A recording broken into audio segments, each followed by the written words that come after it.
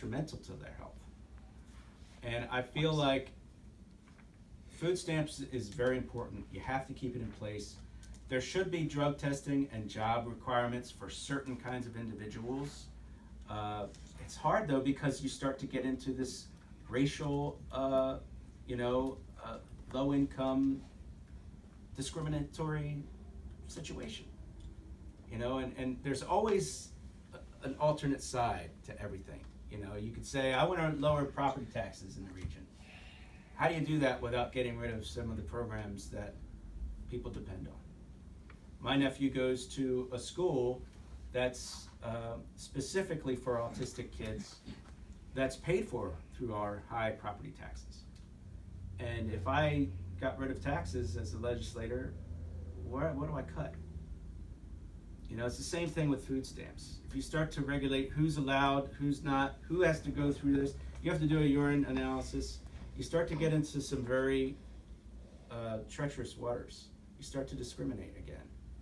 And it's a very fine line. It's another one of those issues where I'll need help.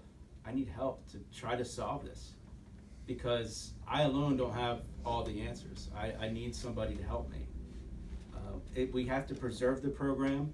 We have to give better options for food within the program, but we also have to revisit it and try to fix it. I just would like to get back to one thing about means testing for Social Security. My gut sense is it's a betrayal of people that have spent their whole lives working and have put in to their Social Security account money that they had paid into. And I think that the bigger solution is not tinkering with Social Security, but having a good, solid, progressive income tax and tax corporations as they should be taxed. There's no trickle down when you give corporations a pass on paying their fair share in our society in taxes. So now, the SNAP issue. I'm not quite sure where drug testing would have any relevance in providing nutritional food for people, because surely all human beings need to eat and need a nutritional diet. My problem with food stamps is that we have a single mother in our community, incredible woman, raising 2 children, and she's not able to get the organic foods with her food stamps. I mean, they bar people from making the healthiest, most nutritional choices. And that shouldn't be. I think that the food stamp and the stamp program really need nutritionists, at least to give information, to advise recipients on what foods would be best for they and their families. But more importantly, you need to allow them to buy those foods that are more nutritionally healthy for they and their families. And that's not in existence at this present time. And that's all. Well, again with SNAP, it's something that and I always say this, no matter which government does it, if I'm going to give you $100 a month just to pick an amount, that $100 amount costs taxpayers $120 to give you. I'd rather see you get the whole 120. And this is where we need to kind of move the program out of the purview of the government. I would like to see it handled by, United Way organizations. I'd like to see them empowered to do it. I'd like to see the community food bank and other local entities handle that type of thing, because they have it. They can bring in volunteers. I mean, I don't think there's one person here that wouldn't volunteer their time. Now, I don't have the nutritionist expertise. You would do it. And I'm sure, and I'm not volunteering you for it, but I know you would go and help people make the right decisions. I would help in some other way. This is where it is. This is how it helps. I still see government as a greedy organization that wants to take money from you. That out of that amount of money that we send to the state government, which SNAP is a lot of times the state government, we send it, they get their cut out of it. And if you give it to charities where people are working for free most of the time, or very low reasonable salaries, you get a better ROI, return on investment, that we can give you more. And hey, you know, I know you get the personalization again. Hey, I know your daughter's coming to visit. Why don't I throw in a little extra this time? Again, something that the state can't handle. They can do different things than just, you know, helping out that way. And if you get a card with money on it, if that's the way it is, and you know, it's handled by the food bank, you go to the food bank, you're gonna get more. But if you decide to go to a store, you should be able to buy whatever you want. I mean, if you're vegetarian, it shouldn't matter that you're poor or disabled or whatever. You should be able to use that as how you wish. And yes, there is enough fraud in the system to really weed it out and make life better for the people who really need it.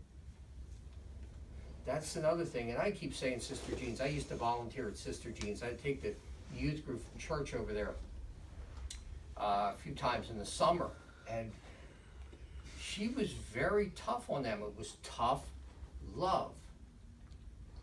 You couldn't go in there and touch a fork or touch food till you heard the sermon. But she could get away with it.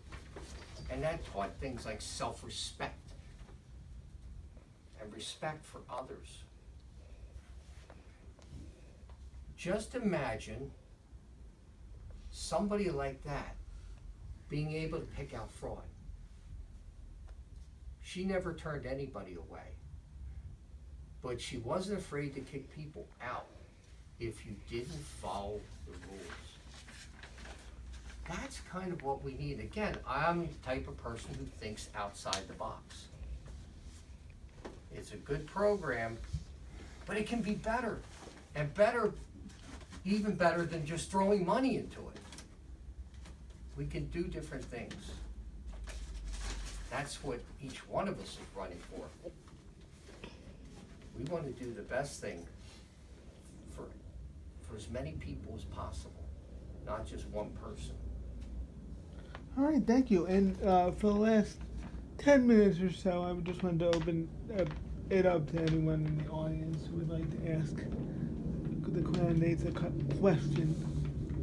Anybody? I just have, like, my understanding with SNAP benefits are if you can eat it, you can buy it. So you can buy organic, it just costs more. Yeah, so you have less So money your, to buy your other budget things. isn't going as far, like that, right. and that is that whole cycle of not being able to eat better because foods that are better for you Right. cost Costs more. more. Right. So, anyway, that was one thing. And the other thing I was thinking is if someone is, because we were talking about entitlements and paying into, a program like SSI is designed for somebody who's never worked, right, Donald? Yes. And those are the people that are targeted, I think, when people stand up at the podium and they start spewing about, you know, people laying on the couch and receiving benefits and that kind of thing, as well as the food stamps that people collect. So the things involved that require individuals to do what they need to do to keep those benefits sometimes aren't as off the charts as you think, because a person living with a disability could be perfectly able to work, to go to a program, to volunteer. Those are some of the 3 requirements to receive your food stamps. If you can't do any of those things, I believe that you can, with a physician's requirement or note, whatever you call it, you know, you can get that backing to say, look, like, I just can't. But so I just wanted to clarify like a couple of those things there. Thank you. Okay. You should run for office. No thanks, but thank you. Nobody should run for office. I'll take the 4th seat. Anybody else? Well, thank you guys so much. I really, really appreciate you guys coming. I think it just means a lot to us because, like I said, it'll be on our website and our social media stuff, and it'll allow us to kick off our YouTube channel. So it'll get out there. And I just really appreciate you guys taking the time to talk about these issues. I think it's really important, and the best of luck to you all.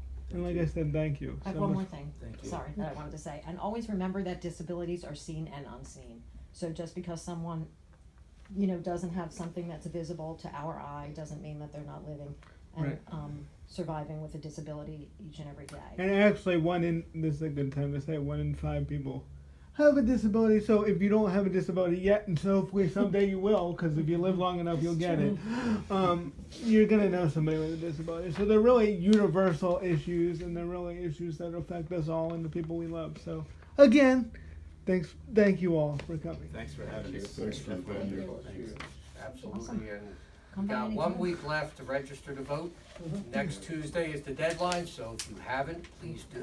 We got applications Everyone's right registered. here. There you go, see, I should've took known our you were ahead of the show. game.